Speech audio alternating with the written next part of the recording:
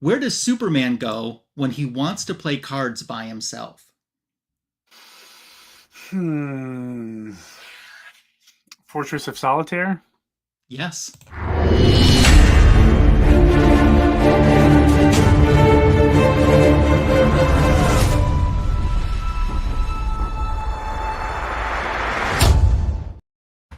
Good job. That was a guess. You got it. Guess.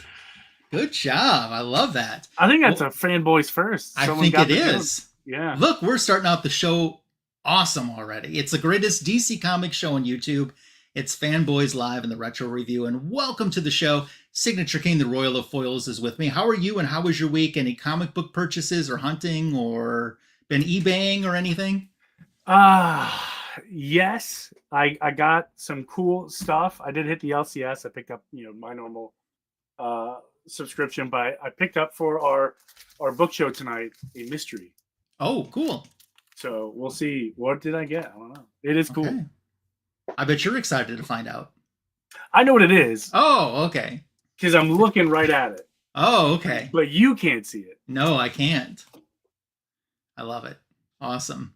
Well, it's great to have you here with us. It's great to have everyone who's watching on the rewind with us, watching in the live chat. So far, we're just starting out with a very good friend of ours who always checks in, White Tiger Cool, Calm, Collected. Muabunga to you, Ruben. Hope that you're doing well. And Seeking Superman is here. How appropriate to have him here tonight. So Glenn is back. Hey, Glenn, hope you're doing well. And, we had a guest here just a little bit ago on the stream with us, now in the live chat. Dan's here from D. Piercy's Comics. Awesome to have you here. Our special guest is someone that we've had on the show in the past. And I've been saying for a few months, I got to bring this guy back onto the show. I got to bring him back onto the show. And I finally twisted enough arms and got him back on the show as I say hello to Gore. Hey, Gore, hope you're doing well. We're excited to say hello and welcome back Bronze Age Bryon. Bryon, how are ya? Hey, I'm fantastic. How's everybody tonight? We're doing great. It's great to have you back on the show tonight. How are things in Florida? Hot as you might imagine. We're about like Florida's here and the sun is like here. So that's where it is, geographically. It's what I'm told anyway. Yeah, I'm sure it feels like that. Check it out. Well, it's great to have you back tonight, and you picked our retro review, which we'll talk about in just a little bit. How was your week? Anything comic book related in your world in this past week or so? Not a whole lot. Just wrapped up teaching school for the summer, so I'm officially on holiday. So nice. It's a lot of Netflix and tidying up, and as I kind of told you in the green room there, I'm kind of rearranging the Trek office here, and things are a little bit out of disjoined and whatever, and comics are moved around. So just trying to get a new look in the area here. So we'll see what's going on, but that's kind of my summer project. Awesome. You made it through another year. Yep. 2 to go. Okay. Not that he's counting or anything. No, not at all. So after 2, you retire, or? Yeah, that's where I'm eligible to retire, or I can be foolhardy and risky and just continue on. Keep going. Yeah. Like a lot of people do, because they want to, I don't know, eat and have insurance. It's weird. Yeah. You don't need both of those things. No, not at all. It's crazy talk. I'm on the new inflation diet. I eat what I can afford. So, yeah. It's a good one, man. In there. Yeah. So, Mr. Tony, let's start talking about some DC Comics news. Do you want me to kick it off? Go for it. Okay. Metamorpho. We've been talking this year. They launched a brand new comic book series with him. Seems very appropriate that they would launch a new comic book series because he's about to be in a huge motion picture in a matter of weeks. Well, guess what happened? Metamorpho number 6 is out in comic book stores right now, and it's the last issue. After 6? Yes. However, at the end of issue 6, they essentially make a plea to the fans, and it says... Actually, let me just share this with you so you guys can see what it actually says. But I thought this was a little bit interesting. So it says, "That's right, readers. We're leaving it entirely in your hands. Do you need more chemical action from the amazing Element team? Do you ache to learn the secrets of Metamorpho's tangled timeline? Do you yearn for guest appearances by not only Batman, but also Batman Jr., his incredible super son? If the answer to these questions is yeah, and thrice, yeah. Then hesitate ye not, metamaniac. Write to DC Comics on the finest letterhead, stain with your own tears for more metamorpho, and if there's a glimpse, or a glimmer rather, of justice under the vault of heaven, Rex Mason will return. So, thoughts, you guys, on this canceling, and don't you think that this is, timing-wise, completely stupid, considering he could be introduced to a whole boatload of new fans, and there's not a new issue to pick up? The whole thing of them wanting people to write to DC Comics is a little befuddling. Shouldn't there be like a QR code or something? They're trying to reach a more modern audience. I understand the importance of writing, and mailing it letter in, but I don't know. I like it. Yeah, probably just mistimed. The launch was probably mistimed. They didn't. If it was going to hit a brick wall, pun kind of intended with the elements. But, if it was going to run that course that quickly, they should have started it a little bit later and timed it out better. Yeah, that's kind of what I thought. I just thought that of all times to cancel it, this is not the time. This is the time to put out another issue. Right. That's what I thought. Signature King, anything you want to add? Yeah, I kind of like the fact that they want you to encourage you to write. We can all text, email, and, hit on social media, but I think writing, as weird as it says, is something the newer generation of kids graduating this year might not have done a lot of. They might not even own stamps. Might not even know might not even know where to get stamps, which blows my mind. But whatever. I like it. I like the fact that they're reaching out to the fans and encourages interaction, which I'm all about. But I agree, marketing on this, maybe they should have waited to release issue 1 until after the Superman movie. Because you're right, it's going to get exposed to a ton of new people. Yeah. Missed opportunity on DC's part. Big one. Yeah. Okay. Speaking of the Superman movie, 2 hours and 9 minutes is our official runtime for the film. Okay. Why does that seem so short? It's 2 hours, but because we've gotten used to movies being 3 hours. I like 3 hour movies. Some of them don't need to be 3 hours though. Like that Batman movie. 2.5 hours into that Batman movie, all of a sudden it went, now we need to be Titanic. No. We need a 4-hour Snyder Cut version of every DC movie. Oh, gosh. So, Brian, I've been asking a lot of our guests, for months now, and of course I want to ask you too. Are you excited for this movie? Is this something you're going to see right away? Are you going to wait to stream? Or what are your thoughts or anticipations for this movie? No, I'm going to see this one right away. Maybe not opening weekend, and since I'm off for the summer, I have that benefit. I might wait till the Monday or Tuesday, of the week it's open. But I'm definitely going to give James Gunn a chance. He's got a decent enough track record. As long as he doesn't go full James Gunn, then I think this movie has a chance. Yeah, don't make it a comedy. Yeah. Right. Some properties benefit from his tinkering and his usual brand of humor, and some don't. I just don't think Superman is one of those entirely. Okay. Have you seen anything else that James Gunn has done? Like, did you watch Creature Commandos or I did. Peacemaker? And again, see, that's another one where I thought it's like, okay, does Frank Grillo need to be having these dramatic moments with the princess here? I'm like, I don't know. Because if comics are going to survive, we got to get more kids into comics. Mm-hmm. And if we're going to squawk about, all the ills that are on the internet for kids to stumble into, we don't need to be putting them in their comics that easily, like right there on HBO Max or HBO or Max or whatever it is now. They keep flip-flopping their identity. Because that's readily available. And we live in a world where parents aren't policing the kids. I wasn't even allowed to watch MTV for Pete's sakes. So, and I was like 14, and it was like, it's the devil, right straight out of Waterboy. So that I disagree with, but I did enjoy the animation. I liked a lot of the music choices. They made their way into some of my iTunes playlists, so I like that sort of thing. But there was just, again, a few spots where I'm like, nope, you're going too far. It's a cartoon. Mm-hmm. Good point. Joel the Geek is here, another guest we've had recently on the show. Gore throwing out a question for us. Has anyone read Christmas Special #2 back in 1989? I haven't, but it sounds interesting, and maybe that's something we'll revisit when we get closer to the holidays. And Gore, if you want to come on that show, you're, of course, welcome to come on that show. And Kenneth Bird is here as well. Hope everything in Virginia is going well. Great to have you stopping by. Tony, news, what do you have? So as the Superman movie draws closer and closer, for the longest time they were teasing us that this movie would create a big spin-off TV show. And this week we found out who's getting that, and they said it was a major character. And we finally have news. Who thinks they have the answer? Who's getting it? So it's not Lanterns? Yeah, it's not what they've already announced. Other than not Lanterns, that's its own thing. And not Supergirl, because we kind of knew that. Right. Yeah, we kind of knew that. Yep. Yeah. Take a guess. You can have one guess. Neither one of you are going to get it. Is it someone who's in the Superman movie? In the Superman movie. Superman movie. Hawkwoman.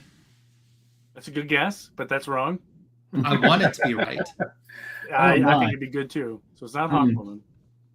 Well, if they follow their track record of not doing the right thing whenever, it'll be Metamorpho. They just canceled his comic book series and they'll put him on TV.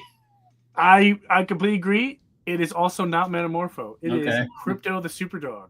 Oh, that makes sense. Crypto has gotten a lot of press. Is getting a live action spin-off on HBO Max. Crypto the Superdog. Why? Wow. Why? So Freaky Louie knew that. Hi, thanks for being here in the chat too. Yeah. Good job, Louie. Mike is here too. Mike guessed Lois Lane. That's another good guess too. I know that. Solid guess. Yeah. Shabab. All the guesses were great. Those are all good guesses. But nope, they went with, for whatever reason, Crypto the Superdog, and I have no idea why. Awesome. Looks like we got a guest book for the holidays already. I love that. Nice. There it is. Yeah. Crypto's getting a live action HBO Max series. Jeez. Makes no sense to me, but whatever. I don't think we need it. I don't think we need it at all. I don't know. This is kind of Crypto's moment to bark. I mean, he's getting a lot of attention. He's on the Milkbone packages. Seize the day, Crypto. Seize the day. I even heard there was a collector that doesn't even have a dog that went out and bought one of those Crypto Milkbone boxes. That's what I heard. He was misinformed. He was hoping. He thought there was a comic book inside. Yes, and there wasn't. Was there? There was no comic book inside, was there? No. So or no golden bones. The golden biscuit, yeah. He also, I heard he's handing out those treats. He's saving them to Halloween to hand out now. That's what I heard. Kids are animals. Yep, exactly. That's funny. What else is going on news-wise? That's the big one, unfortunately. I know we were, other than DC announced they will not be promoting any movies at San Diego Comic-Con. Just Peacemaker. Just Peacemaker. Throw your dog an invisible bone. I don't understand DC's marketing at this point. I don't think they do either. I was going to say, neither do they. They're going to the biggest platform in comic books, and they're not going to promote any upcoming movies or talk about upcoming movies. They're going to talk about Peacemaker. Wow. Okay. A TV show. Not that it's a bad TV show. No, I haven't seen it, but I heard it's great. But I mean, again, this is a big missed opportunity, DC. In my book, it is. But I'll say one thing about Peacemaker: when you watch it, the vigilante in Peacemaker, it's much different than the vigilante in DC comic books. Even though he looks the same, those personalities are nowhere close together. Yep, unfortunate. Yeah, it's bizarre. But other than that's all I really got for news. I don't really have a whole lot. Yeah, I didn't have much more. Didn't have much more either. So, if you want to pull up the assist, Tony, we always had. I should say always, not always. Most of the time, we have our special guest pick the book that we're retro reviewing tonight, and so Brian picked this. When I saw your choice, I thought he must be pumped and excited for the Superman movie. Yeah. Tell us what you picked tonight and why you picked the book. Well, I went with dabbled in, put my foot in, I guess, two ponds really. So went with first couple issues of John Byrne's relaunch of Superman there in the mid '80s. This is our first look at a post-crisis version of Superman. He tinkered with Superman's origin a little bit, kind of depowered him a little bit, narrowed the amount of kryptonite available in this universe to actually one primary chunk, which Luthor eventually comes into possession of, but somebody else has it first. Oh, spoiler alert. So it goes, into, our main character here in issue number 1. Clark's parents are still alive in this universe, which you and I talked a little bit before. That has had ramifications in other Superman properties because they're main characters in Lois and Clark, the TV show, rather than, following in the Richard Donner steps, or of course in Zack Snyder's universe, Kevin Costner is not long for this earth, in that version of Superman. So we'll see how James Gunn treats it. I don't know if we're going to get a big Pa Kent passing away moment. I mean, I'm not sure if that's in the cards, so to speak. And then, of course, this is our first kind of transformation of Luthor, going from the Lex Luthor that we know from like Challenge of the Super Friends and Superpowers and that mech suit that he had, to becoming basically, I don't know, Elon Musk, Mark Zuckerberg, whoever. He's like, the business guy in a suit now, and that's where we first kind of get to see that. Now, we really get a good look at it in issue 2 because that issue focuses a little bit more on Luthor. But so there's a lot of changes, that happens there. So that relaunches the original. So we're done with the original numbering of Superman. So that relaunches the book. However, what they do is they create a new Superman title, in case you guys didn't read, everything back there in the day. And so Adventures of Superman now hits comic book stores at this point, and it picks up with the original numbering of the original Superman title. So I think it's like 424 or 4. Sounds right. Somewhere around there in the low 400. So that picks up with that. And then after we do that, we take a peek into Grant Morrison's All-Star Superman, because this has been referenced for some time by James Gunn as being one of his sources of inspiration for the movie. So we'll talk a little bit more about that as we get into what we're doing tonight. Perfect. Tony, if you want to back up a page, we'll have Bryon kick off Superman Volume 2, Issue 1 with the retro review. Go for it. Righto. Okay, so John Byrne does the story and the pencils in this, which, again, if you're a fan of John Byrne from his time at Marvel, then a lot of this stuff, kind of rings true for you. But we're starting off the book here, a nice little shot of Superman, kind of Kool-Aiding his way into the scene here. And it says, come out, whoever you are. And this is our launch right here into issue number 1 of John Byrne's Superman. And he discovers that nobody's here. He says nobody's home. He's kind of checking out what's going on here. He quickly realizes that this is something he didn't expect to find inside the interiors of this building. So as he kind of gets in here, he notices there's a lot of research being done on him as a person, as an entity, as a superpowered being, that has come to Earth. So he's real curious now as he goes through, and he goes on to say, somebody's been doing a great deal of time and effort studying me, including obtaining some photographs. And this was the big thing that Superman tried not to do because of his dual personality. He wanted to make sure there wasn't a lot of photographs out there of him, because eventually, of course, people might start connecting the dots, which I don't know how you can't connect the dots between this and this anyway, but, whatever. So he eventually makes his way into the interior of the building, and he finds a body. Okay, so he comes in here. This is a deceased body, been deceased for a number of weeks. Mentions that the neck has been broken by an extremely powerful force. So this is definitely a superpowered being or person that is involved with what's going on here.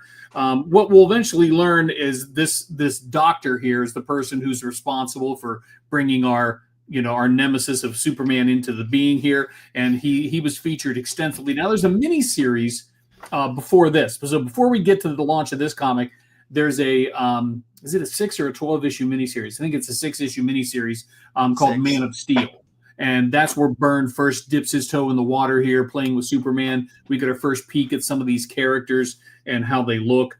But we get a nice little showcase of Superman's powers early on. We get the whole little whirlwind thing where he kind of burrows through the floor.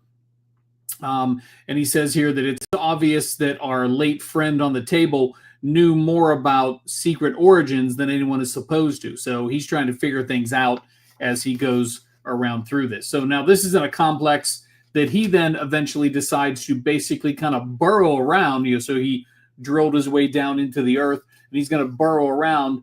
And so getting a look at the data in this place and all the information, the best way he can think to do with this is to move the whole structure. So he's going to dig almost a little bit like, what we got to see when he froze the lake in Superman 3 and kind of lifted that up out of here. So he's going beneath this, and he's picking up and lifting it, and he's going to toss this into the Lagrange point between the Earth and the Moon, which is a little weird to me because we're just going to leave it there and no one's going to notice it. But that's where he basically sticks it until he can think of something better to do. So he does that, flies up into space. There's some pretty good visuals here.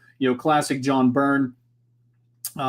So he says, evidently, I can fly objects the same way I fly missiles by sheer force of will and not by strength. So you're seeing some of these little changes that he's making in Superman. So it's not necessarily his might, it's the sheer will of the character that he's able to do stuff with. So that's pretty cool. So after he kind of deposits that little laboratory to kind of hang up there like a small moon, he realizes he's late to meet up with Lois Lane for a little cardio. And we get to see John Byrne's version of Lois in the new comic anyway for the first time, but we had seen her previously in the miniseries. This is the one thing I'm not a huge fan of. I'm not a huge fan of the artwork on Lois here. I don't know. It's just a little bit off for me. I think because I was used to everything that she was before, because we were working our way here into the Copper Age of comics, but I'm more used to that Bronze Age and a little bit of the Silver Age look on Lois Lane. That obviously influenced what Margot Kidder looked like when they're casting for that role. So this is a little, just a little bit kind of, 80s, Jane Fonda-ish kind of look for me. And I don't know, it isn't, quite the way it should be. So he plays his classic Clark stuff. He's a little bit late, the little kind of, he's not always on time here.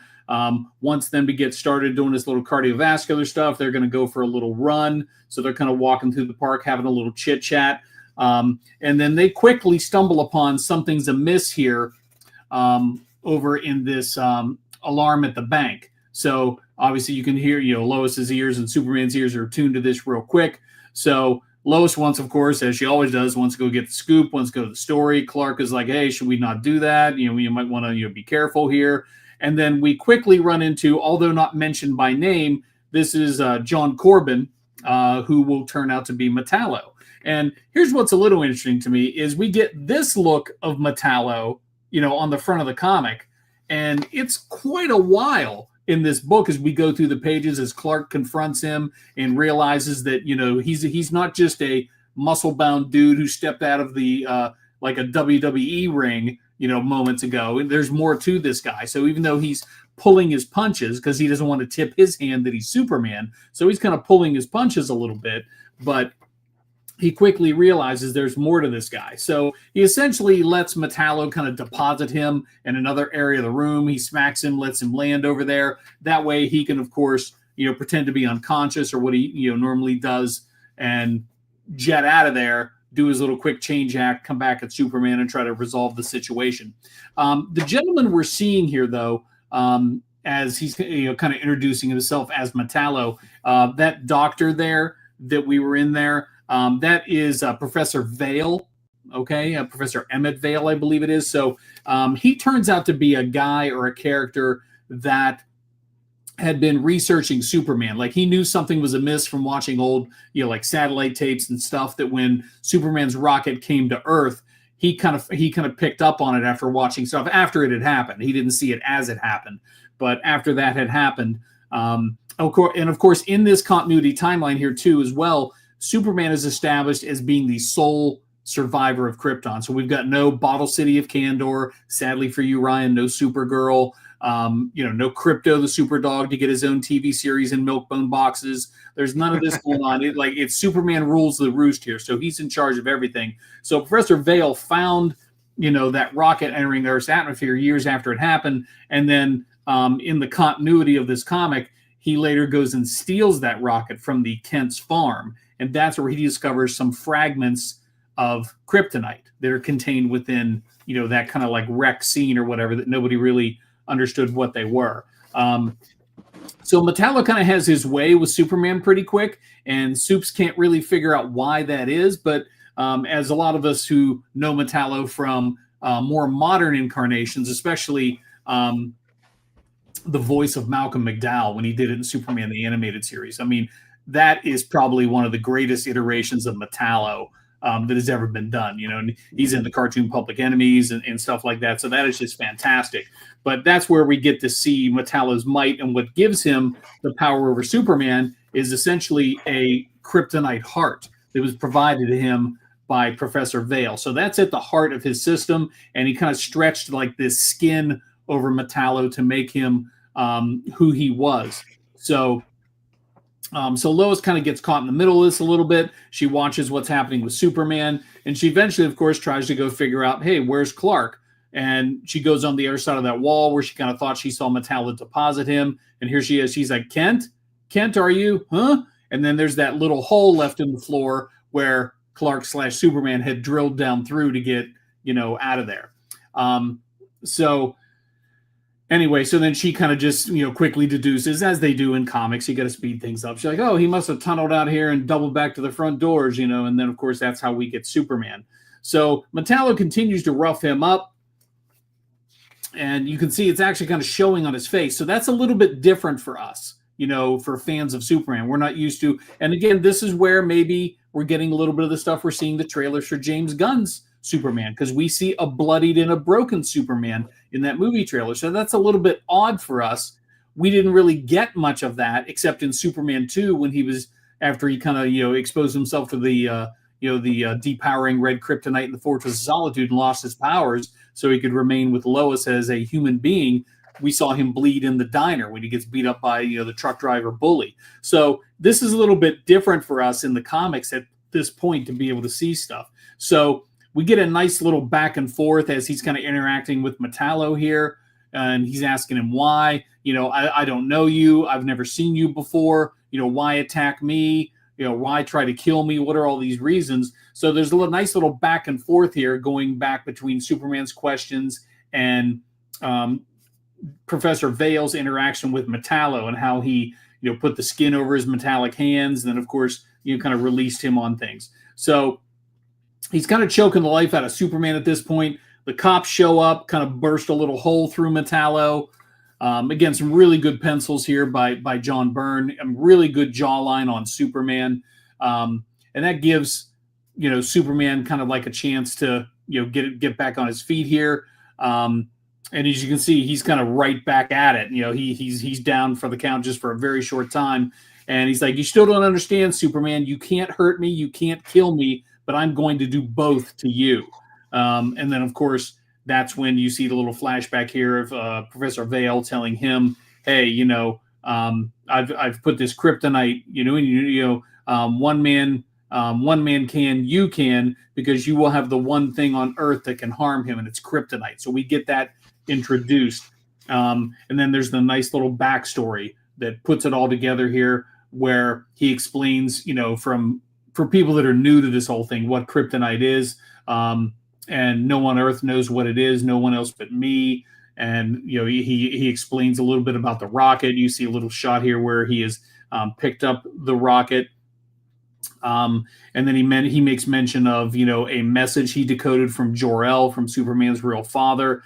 And at this point, he kind of perceives Superman to be like a scout for a potential invasion force. And that's why he thinks he has to be stopped. And then, see, of course, this is a little bit like I mentioned when you and I were talking before, Ryan, the trickling over into other franchises and other film things. Because remember, in Batman versus Superman, that's Batman's first perception is, well, you know what? This guy did so much destruction. He ripped Metropolis apart, and count the amount of people dead. I've got to, it's me. I mean, if no one's going to stop him, who else it's going to be? It's got to be me.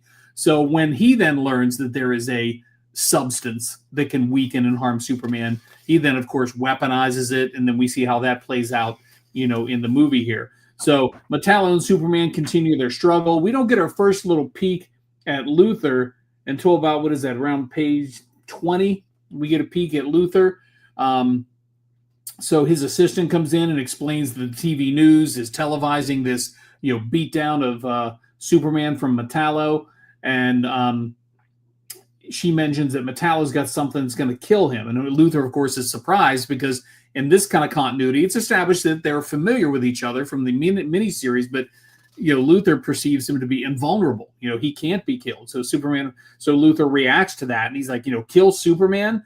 And he, of course, we get then, inserted here that if anybody's going to do it, it's going to be me. Like, the guy who gets to kill Superman is going to be me. So, and of course, he says Luthor keeps his promises. So the whole building comes down on top of them, which is a really cool pencil and really cool stuff here. But they had been fighting through the whole thing, and the collapse of that building and the fight between the two of them, that eventually rips off that kind of exoskeleton kind of skin that Metallo has, and he bursts out of there. And we see like just little half of his face and kind of like a, Terminator style robot, bursting out of there. So that's really cool. And then we get that first little look that kind of mimics the cover where he says, very well, Superman, kryptonite vision is only a fraction of my power, because then, he was able to kind of use, that little kind of like through his eyes and through his heart, and he kind of opens up his chest, which we see him do a lot in Superman, the animated series, which is fantastic. And he, of course, mentions to him that the radiation from kryptonite drives the solar radiation out of your alien cells, Superman. It drives out the source of your strength and your powers, and in its place, it fills you with green, glowing death. I mean, some really, good writing going on here. So, but then we get, flipped over to the other page, and something worse is about to happen to Metallo here. So Superman mentions how, incredible the pain is, and he can't do this. Metallo reforms him, says it's pointless to struggle. And he says, after you, the rest is easy. After everything else falls into, and he's like, huh? And then Superman is like, huh? And then, boom, he's just gone. Okay. So this is a Lex Luthor, infringed kind of scheme here. So Luthor used his resources to kind of basically, I guess for lack of a better explanation, teleport Metallo out of there. And, Lois is like, it all happened so fast, I don't understand what happened. And so she says to Superman, hey, you're so worried about Metallo, if he should come back. And he says, that worries me a lot less than the lump of rock in his chest, because now that's new to Superman in this continuity. And what did he say about kryptonite was true? It could kill me with a long enough exposure to it. It killed almost everyone on Krypton, and it's out there somewhere. Somebody snatched Metallo to get it, and I have an awful feeling I know who. So, dun, dun, dun. Exactly. I was thinking the exact same thing. Issue number 1 there. So, of course, he's obviously turning his thoughts to Luthor, because he's the prime suspect to do something like this. And then that will take us to issue number 2. Yeah. Fantastic job on that review, Brian. Thank you. Fantastic job. So as we get ready to start into issue 2, which I'll cover, we'll say hello to John's Comics with Kids, who's popped in here too. Hope that you're doing well. All right, so issue number 2, we start out with this great cover. The secret is revealed. And we got a great beginning with a full-page splash. Lex Luthor is looking at pictures of this woman. We all seem to know who it is. It's Lana Lang, but they don't seem to know. And Amanda McCoy is there talking to Lex Luthor, and they said she started showing up wherever Superman's made appearances. She's there somewhere in the crowd somewhere. That's a common trait that our computers have found. But we don't know who she is. We don't know anything about her. And Luthor is like, we need to investigate her. Perhaps she is a lover, a relative, and he wants a printed out copy of her image, which he takes. And he says, he's got a group. Armstrong Squad is covering the public appearances of Superman, and Jennifer's team is investigating Clark Kent. And he set someone else to say, I want you to find this woman. And they say, well, that's kind of a tall order. We can't see any trace of her in footage less than 6 months old. It's like she just vanished. And Luthor's like, hey, you don't really talk back to me because I'm Lex Luthor. I'm your boss. That's inappropriate. So, and he kind of, puts the fear in him, and he knows that they have to take over. So Amanda gets invited for dinner, and she's a little apprehensive about this. And she says, well, I have plans. And he says, maybe you didn't understand, my dear. I said tonight. And she understands what's going on. He's sending dresses over her for her to pick out which one she wants to wear. And it's heavily implied that the spaghetti sauce is going to get stirred that night, whether she wants to or not. That's all I'm saying there. So Luthor's going to check on another project, which is essentially to see what happened to Metallo. They have the confined body of Metallo. He's with one of the top scientists, Sidney Happerson. And he indicates that the minerals enclosed within Metallo's chest emit radiation that appears harmful to Superman. So they definitely find that interesting, Luthor does. And the scientist is saying, we don't know exactly how to get this out of Metallo's body without killing him. And Luthor's like, it's simple. You just do this. And he reaches in and just literally reaches the heart out of Metallo, uncaring of what the consequences are. So he tosses it back at the end, and he says, I want a full analysis of the substance. And, I want this report no later than midnight tonight. Is that clear? So now we cut over to that group that is in charge. They're in Kansas now, in Smallville, to see what's going on with the Kents. So the two thugs are Jenner and Byrne, and they find Pa Kent. Pa Kent doesn't know it. He gets hit in the back with a dart gun. They've been given explicit orders not to kill anyone. So they head into the house because they figure Ma Kent is in there. She is. She gets hit with the dart. She's put out. And they got a few hours to ransack the house, which is exactly what they do. It's getting close for that time to be up. And as they exit, they see this woman. They're unaware of exactly who this woman is, but they know that she's seen them in broad daylight and probably could identify them. So they hit her with a dart gun too. Since they can't kill her, they say, we're going to take her with us back to Metropolis. So back in Metropolis in the evening, there we have Lex Luthor. He's having dinner with Amanda now, and he's impressing her. She's uncomfortable being there. She knows that she's forced to be there, and he has to take a phone call, which he's unhappy about doing initially, until he finds out that there is something of utter importance to him. Astonishing significance is what they say. So he excuses himself from Amanda, and he heads down to find out what is this that is so important that's taken me away from what I was doing. And they say, well, judge for yourself. We've got the usual surveillance scanners in their holding cells, but take a look at this. And he looks initially shocked and then so happy. He goes out to congratulate the thugs, Byrne and Jenner, and says that there's going to be a little bit extra moolah in their compensation in the pay envelopes for next week. And they're really excited, although they thought they were going to be in big trouble. And they come out on their form, hey, don't get too excited. You might not get much information out of her. She had a bad allergic reaction to the knockout dart. It's like she doesn't have any type of tolerance for drugs. And if we use a truth serum on her, it's probably going to kill her before we find anything out. And we realize, yes, that is Lana Lang that they have held hostage.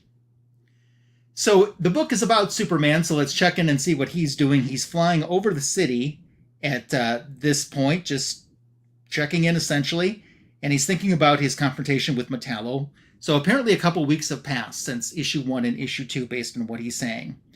And while he's flying, he sees this object that starts getting closer. And it's like an aerial tracking device, a flying eye. He uses his X-ray vision to see how sophisticated the work is. So he's like, I'm going to really see how good this is. And he kind of does a little bit of aerial acrobatics, and this object is able to keep up with him. So inside, of course, it's Luthor's guys that are trying to get pictures and visuals on him. Superman is vibrating his head almost at super speed, so they just can't get a clear shot of his face. When Superman looks down and he sees a man with a bunch of balloons, he flies down and says, thinks to himself, lucky I always carry a few dollars inside my hollow belt buckle. So he buys the entire stash of balloons. He takes them, he throws them up in the air. By releasing all of those balloons at once, he can confuse the proximity detectors long enough so he can sneak up behind that and grab it. And when he does, it explodes. And he thinks to himself how there was enough high explosives in that could level a whole block. Good thing that he was really high above the skyscrapers and there's not really going to be much impact.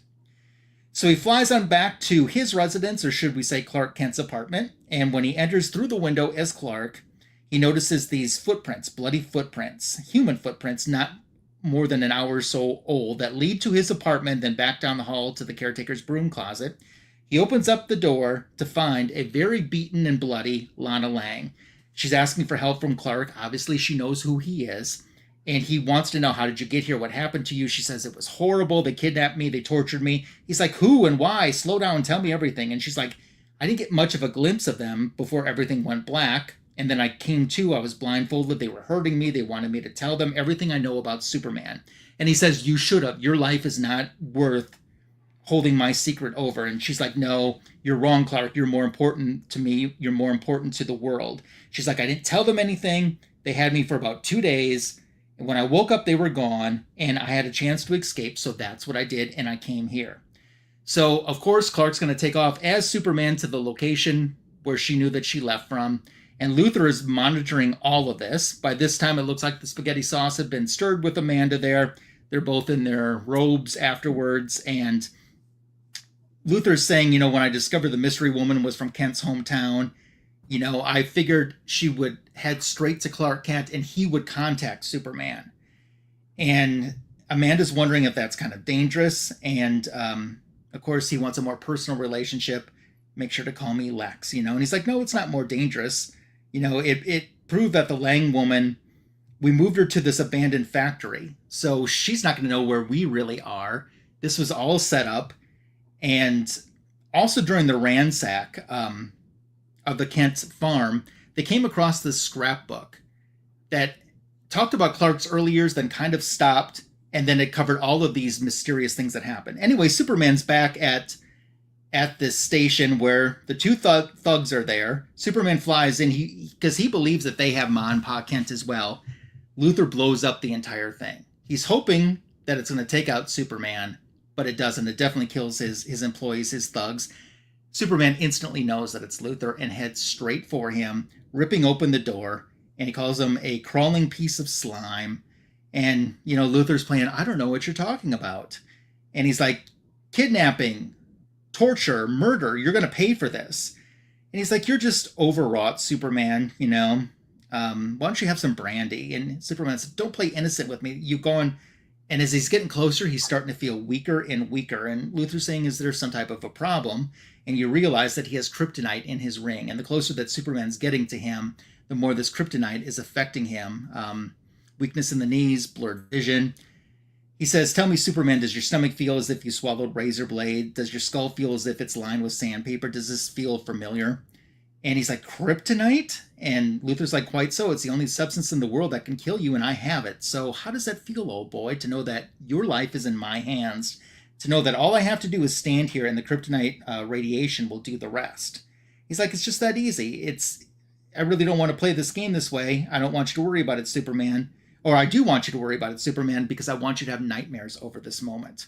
So he's essentially kicking Superman out. He wants him to know that he has the power. And damn you, Luthor, is what Superman's thinking. So he picks up Lana, and they fly back to Kansas, to Smallville, to try to get an understanding of what happened to Ma and Pa Kent. They get there. He goes in to find that Ma and Pa Kent were not kidnapped. They're there. They just got the house put back in order. And they're like, didn't you get the message on the answering machine? He's like, I haven't heard my answering machine messages yet. He's like, what happened? So they kind of explained how the house got ransacked. And they took Clark Kent's report cards, his old yearbooks, birth certificate, and that scrapbook of all the Superman sightings. So, and he says the who isn't what worries him. It's the why. Why did Luthor send these men to steal these things? What is he going to do with these things? We cut back to Luthor now, who's talking with Amanda, wondering what information she has. And she says, well, the computer took all the data we collected from the teams. It broke it down into categories. It created blocks of information that the computer can cross-reference. So they used the physical data, was the easiest, of course. Superman's height, his weight, his eye color, his skin tone, etc. Then they collected all the material on Clark Kent. They said there was much more material on Kent than there was in Superman, of course. His school reports, his medical history. They said it's interesting to note that Mr. Kent has never missed a day of school or work due to illness. As far as we can determine, he's never even had so much of a cold.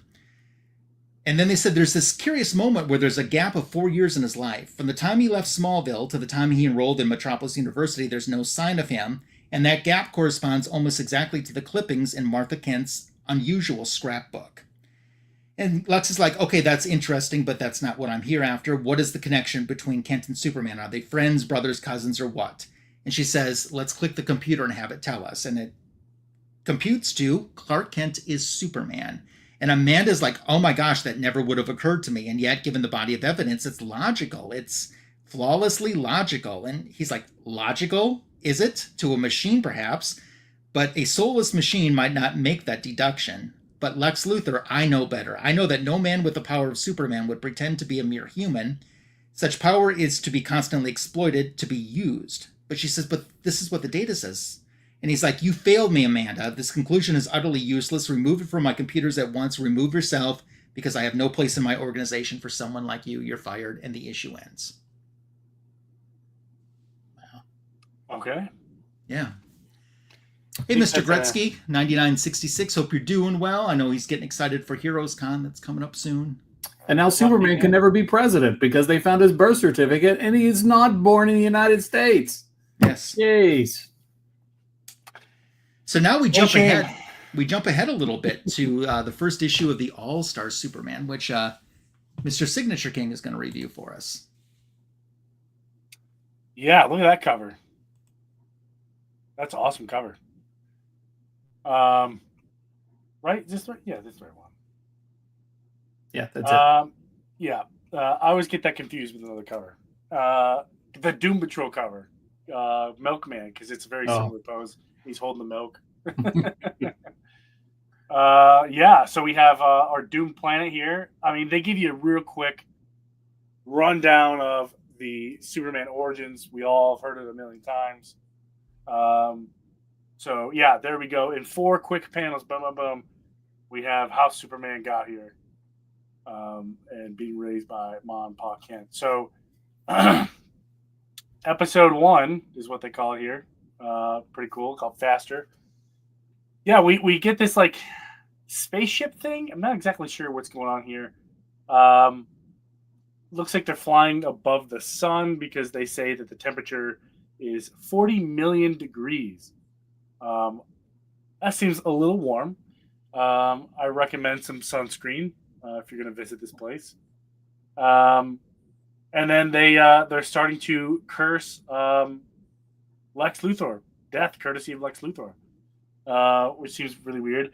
And I don't know about you guys, when I got to this page, or those of you who have read this, I got Cortana vibes from the Halo series. It just looks like Cortana. I don't know why, but it's pretty cool. Yeah, so this is a very unique issue.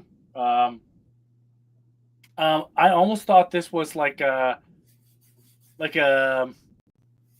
futuristic Daily Planet, but it's not, because this was the first time I had read this. I had not read this issue before. But yeah, we're having a conversation with I don't recall who this person is here in the glasses. Is that supposed to be Cat Grant? I don't think they might mention it in a later issue, but I don't think so. They just jump right to, obviously we know Jimmy and Lois and Lombard. Yeah. I knew who they were, and then we have Perry White, but I don't know why I think this is supposed to be Cat Grant. I don't know. It doesn't say. I'm just speculating. Could be Cat Grant. Could be nobody. I have no idea. But yeah, they're talking about Lex Luthor and their big breaking news. And Perry White saying this is tomorrow's front page, and we're going to be breaking the story of the century. We cut to a really bizarre looking Lex Luthor. And he says, I'm approaching critical mass in 30 seconds. And some military officer comes in, possibly general. And he said, I just got the people from Washington, and they want to know, kind of what's going on. And he says, I'm remote controlling a weapon with a voice command sequence I designed. The signal takes 9 minutes to reach the sun, which is crazy to think about. And it turns out that remote control weapon is that creature thing that we saw in the beginning of the issue. and it says fusion will occur in 30. He's going to say 30 seconds, and Superman pops up and says, not if I can help it. And then this big, crazy fight happens. I'm not even sure what this big guy, villain, slug-looking dinosaur thing is. I don't know how else to describe him. But Superman is able to best him by not only pushing him into the sun, it looks like, but maybe I can't tell if that's supposed to be some kind of heat vision or like cold breath. But he pushes him down into the sun, which I thought was pretty awesome. The art in here, by the way, is phenomenal. And then we cut back to the project. We have run extensive tests. It looks like they're running that on Superman. I don't recall this gentleman's name and the very flashy rainbow jacket.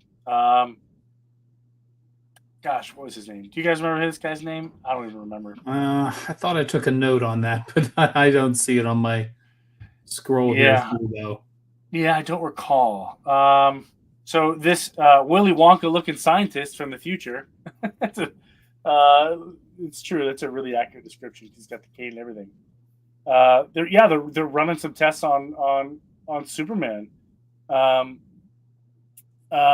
And they're saying that we did all this testing, and that Lex Luthor he's going to kill everybody. Here we cut to what they call it. He's one of the Voyager Titans. And he's Leo Quintum. What? Leo Quintum. Leo Quintum. That's the guy in the jacket. Okay, yeah. Very cool. And they're looking at one of these Voyager Titans, and they are saying he's getting ready to do like centuries of deep space exploration, which sounds like a fun time for me.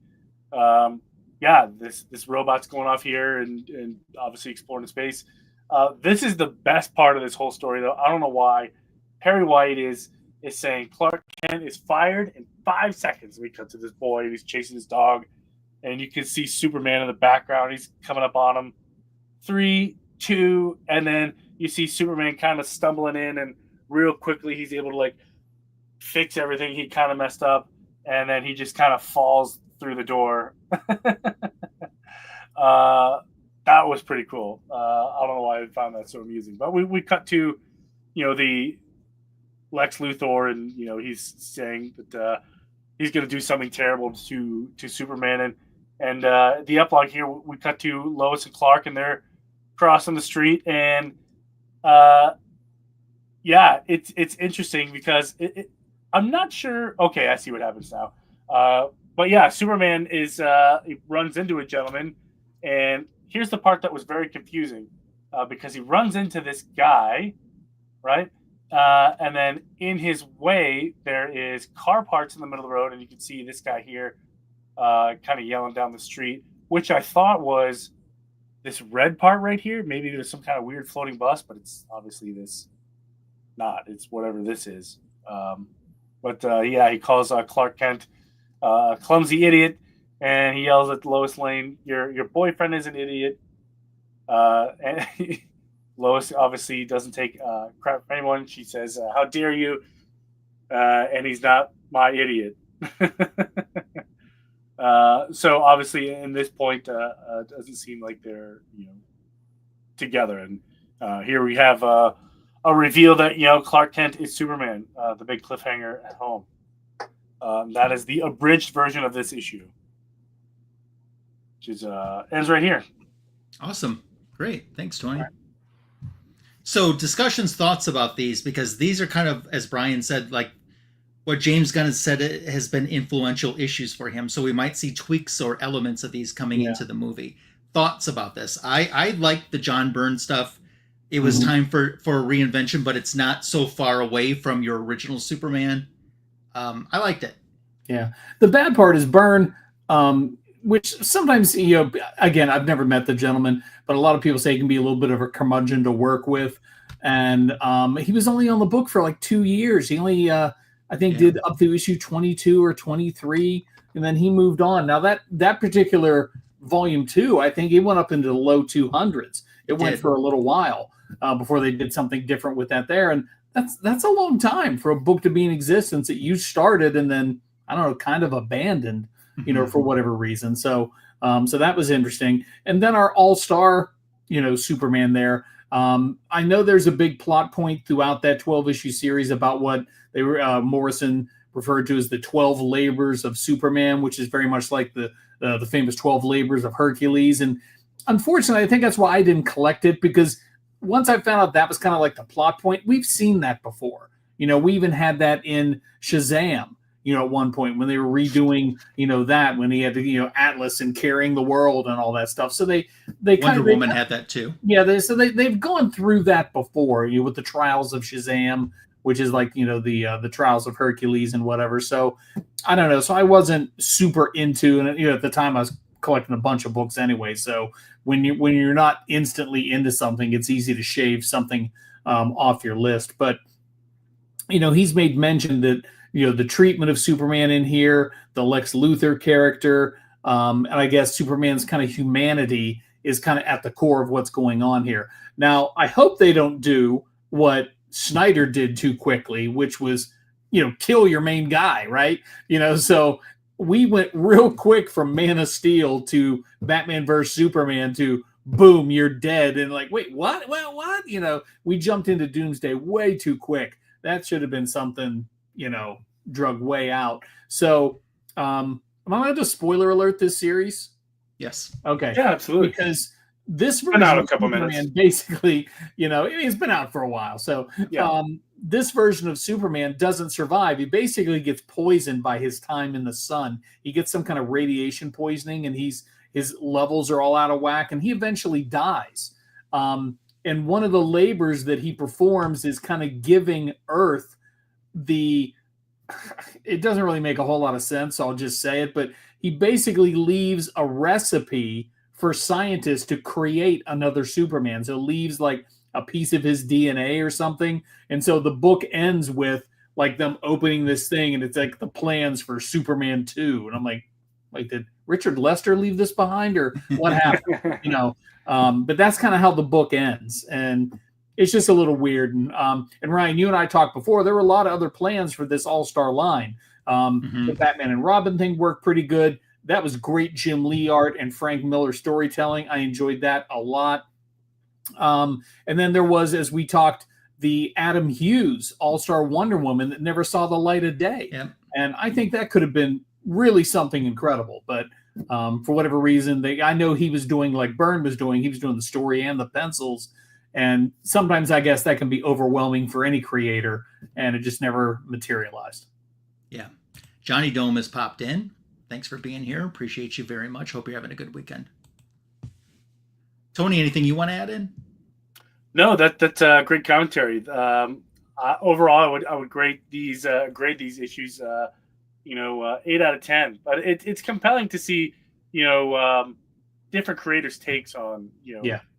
It's hard to do something new with Superman. He's been around for so long. Even this current upcoming volume, they tease Superman's new power. Mm-hmm. What possibly could he do now that he hasn't done electric? Already? Yeah, he's done that already. When he's that's right, a red and a blue. Yeah. He's just short of telekinesis. I think he can do everything. I loved the Death of Superman storyline that they did. Oh yeah, that's a great story. And all, because I remember reading when they were having some kind of like round table meeting, like, oh, what are we gonna do? And I forget who it was, if it was anybody of consequence or just somebody in the room. I said, why don't we kill him? And they're like, who said that? Hey, and it worked. It all unfolded. Oh yeah, and then it all unfolded. Yeah. So yeah, I'd grade this 9 out of 10. This is a great Superman story. I haven't read any of these issues, so it was new to me. And yeah, I like it. I really do. It's electric. Boogie, woogie, woogie, woogie, woogie. There you go. Awesome. Well, that was a bunch of fun. Thanks for picking that out tonight, Brian. That's great. Yeah, great. We're going to move into our book show and talk about our channels. Brian, we're going to have you go first. Now, your YouTube channel, even though I linked it here in the description, you haven't been doing a whole lot with that right now. I know most we see you post on Instagram a little bit more. Right. Yeah, that's kind of where I live now, is on Instagram, sharing, my travels with the fellas, primarily Jeff and Steve. Those are my comic caballeros, as I often call them. We hang around a lot the most. We just did a little trip up to Brandon recently, so we were together not too long ago, so that was good.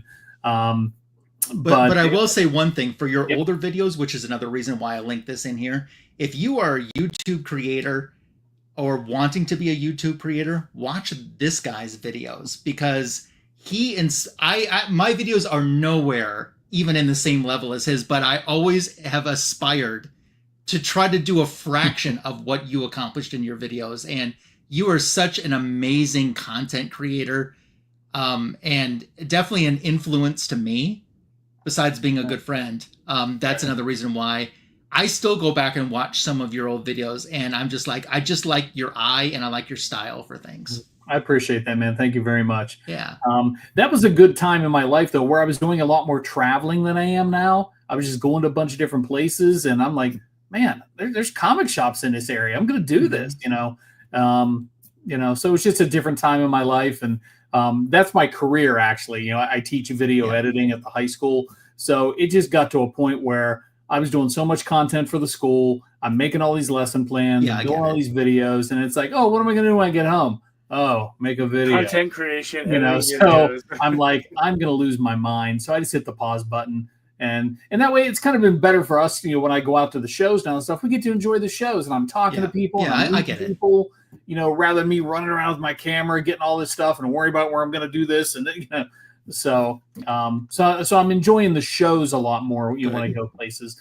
Now, if I go someplace unique, I am going to get a chance to go back to Vegas. I haven't traveled in a while at the end of the year, so I might do a video on Torpedo Comics. Oh, that'd be cool. Because I had been there once before years ago, but it was before I had a YouTube channel. Gotcha. So, so I might do something on there. If I go someplace unique enough where something's really cool, then, I'll do something. Okay, cool. You brought some books to show as well. You want to go ahead and show those? Well, actually, I don't have much. Like I said, I just brought these books, here that we were talking about. These are all the ones I have out in front of me. Actually, you know what? Let me step over here. I think I've got, where did I put it? I know I picked this up recently. Okay, here are my treasuries. Ooh, we like treasuries, don't we? I bought some treasuries lately.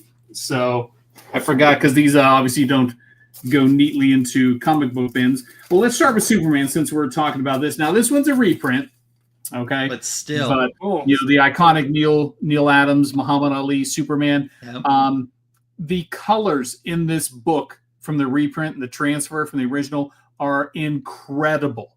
I mean, this is an incredibly reproduced book, and for $15, because if you try to get this original in any kind of decent shape, you're going to pay a pretty penny. Yeah. Even if you get the regular size comic book version of this. But if you see this anywhere at your LCS, you will not be disappointed with this book. This is peak Neil Adams, all kinds of little funny stuff, and your little people wedged into the crowd, good stuff there, a little Donnie Marie action. Yep. See that? A lot of good stuff. Some Ernie Chan goodness.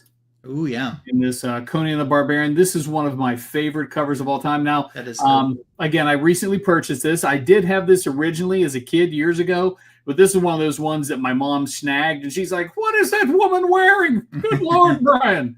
So who bought you that? And of course, I had to well, Dad didn't do it. I must have got it somewhere else, whatever. So, but I had always wanted to repurchase this. Every time I used to scour for this book, so I don't know. She probably burned it or whatever she did with it. Who knows? But I'm so glad to have this back in my collection, because I had it initially as a kid. This is one of my originals, though. My dad gave it 8 years ago. And this little collected volume of the Batman books that first introduces Ra's al Ghul. I mean, this is just fabulous. Again, peak Neil Adams stuff that is just amazing. I mean, the pencils on this, the grit of the wall of the sand, Talia al Ghul in the background there. Reading this as a kid, when he first, I was like, "What? Robin dies? What?" Because I'm used to watching the campy Adam West and Burt Ward TV series, which nobody dies in that, So, But some great treasury editions that I've had to, and I think all my treasuries are either Sword and Sorcery or DC. I know that there's plenty of Marvels that are out there, but I don't have any of those. Okay, cool. Signature King, guess what? What's that? I'm not going to forget you for the book show this week. I almost did last week. What's going on? What's going on with your channel, and what do you have for book show? So, real quick, I'm pushing for 1,500 subs, and once we get there, I'm going to give this bad boy away. So, 1,500 subscribers. And who's that signed by? This is signed by cover artist Angel Mendina. Nice. So very cool. And it's very exciting. So last week I got 2 new subscribers. And by Tuesday morning I had already lost 2. So yep. That's okay. YouTube giveth and YouTube taketh away. Yep. And also coming up tomorrow. Tomorrow is I'm starting to move into the new office. So we are expanding. My kingdom is going to be significantly larger than this little closet. So I'm very excited for that. Content, I start filming tomorrow. Okay. I don't know when this is going to start putting stuff out, but we'll see. We all can't be great editors like Brian, but Nope. some of us just got to make do. For book show, I have a couple books. Speaking of All-Star Superman, during Superman Day, they released this gem, very foily, very cool. So, I think I got all of these Superman Day issues that were foils. So they released a ton of them, like this guy, and this guy is another one. I just love the way his head is pretty square. I don't know why I thought that was pretty cool. But speaking of, other cool treasuries, I was going to show some treasuries. We all remember this guy. Yeah. One of my favorite treasuries. So I have the original. I also have a reprint in Deutsch. So, Brian, look at that cover right now. What's missing on that cover? On this one? Well, I mean, obviously the foreign edition, so there's no DC logo. Right. Well, besides that, something significant is missing on that cover. Oh, I feel like I should see this, but I don't. I don't see anything off with Shazam or Superman's cape or logo. What about Supergirl down there? Yeah, Supergirl's fine. Okay. Now, do you see it? Oh, Ms. Marvel. Okay. There's no Mary Marvel. Huh. Interesting.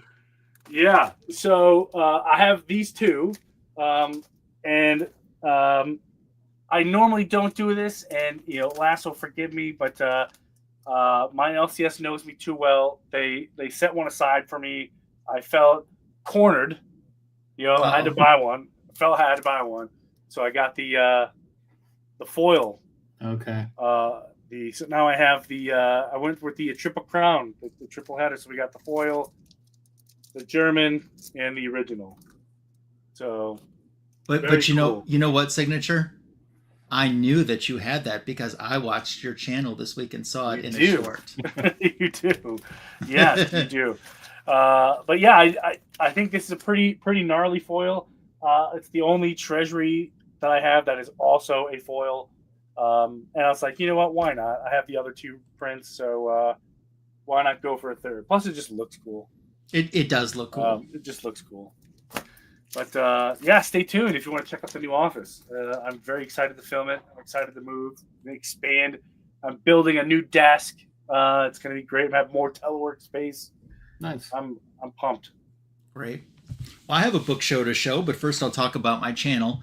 What's on my channel already is my back issue of the week YouTube short. It's about a Silver Age wedding I teased last week, and that is a Doom Patrol wedding. Rita Farr, Elastigirl, marries Mento in a Silver Age issue. That's the back issue of the week that's currently on my channel.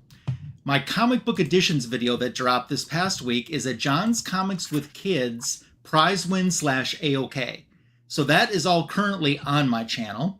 Incidentally, Signature King, you weren't the only one that YouTube started taking stuff away. You know, I was 68 subscribers away from 1K. Now I'm back to 70. So those meanies.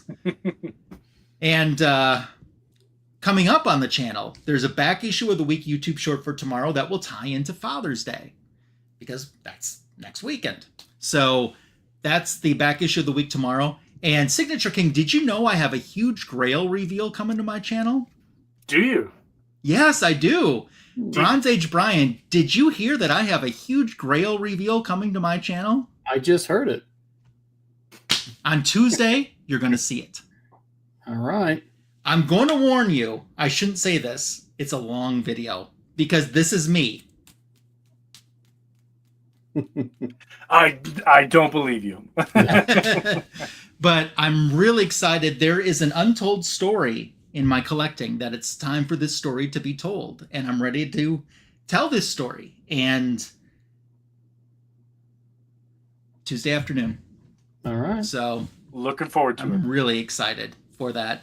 For a book show, what I decided to do, Brian talked about this a little bit earlier. This is issue 1 of the John Byrne 6-issue Man of Steel mini that preceded Volume 2 of Superman. This is also the first comic book, I believe, ever to have a variant cover. Oh. I think you are correct. Because, in addition, this was the regular main cover. Yep. This was the A cover, and then they offered this as an alternative, and that had never been done before.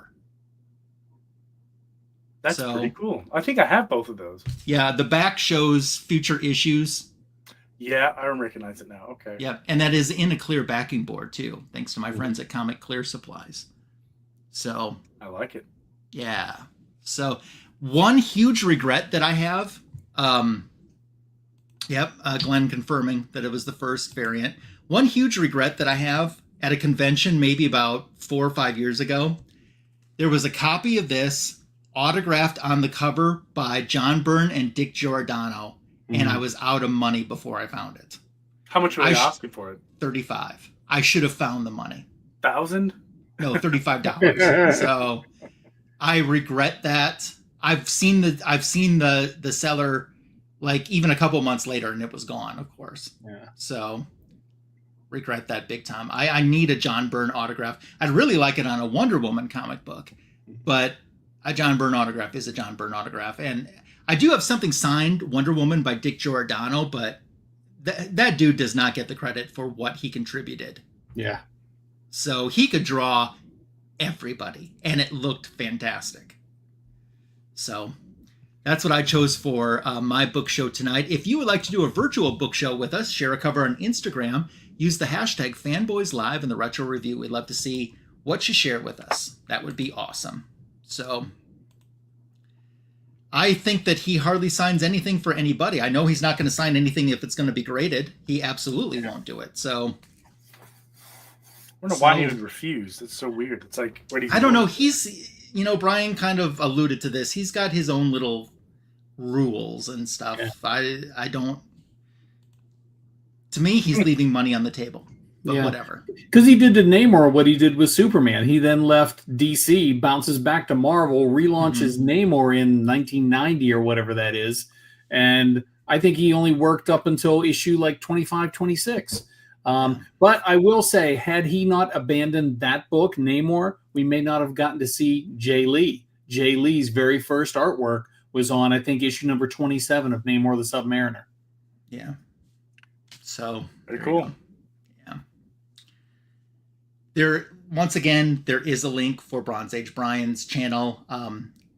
Follow him on Instagram as well. Sub up to Signature King. Help him get to his goal. If you're not subscribed to my channel, it's cool that you're here anyway. It would be awesome if you would subscribe to it. So that would be great too. We got some featured guests coming up that even Signature King isn't aware of. My little booking agent has been putting some brand new fresh faces coming up on the show this month. So it's not my wife, is it? Maybe. I quit. Maybe. Hey, I remember the days when your mom used to come to this show. My wife did make a Fanboys appearance. She did. I do remember that. Very briefly on an alternate universe episode. Yeah, I do remember that. So, in the meantime, if you're looking for crypto milk-bone dog treats, talk to Tim the Comic Collector. We hope you have a happy, healthy, and safe week. Bryon, thanks for being on the show tonight. All right. This has been the greatest DC comic show on YouTube, Fanboys Live and the Retro Review. Good night.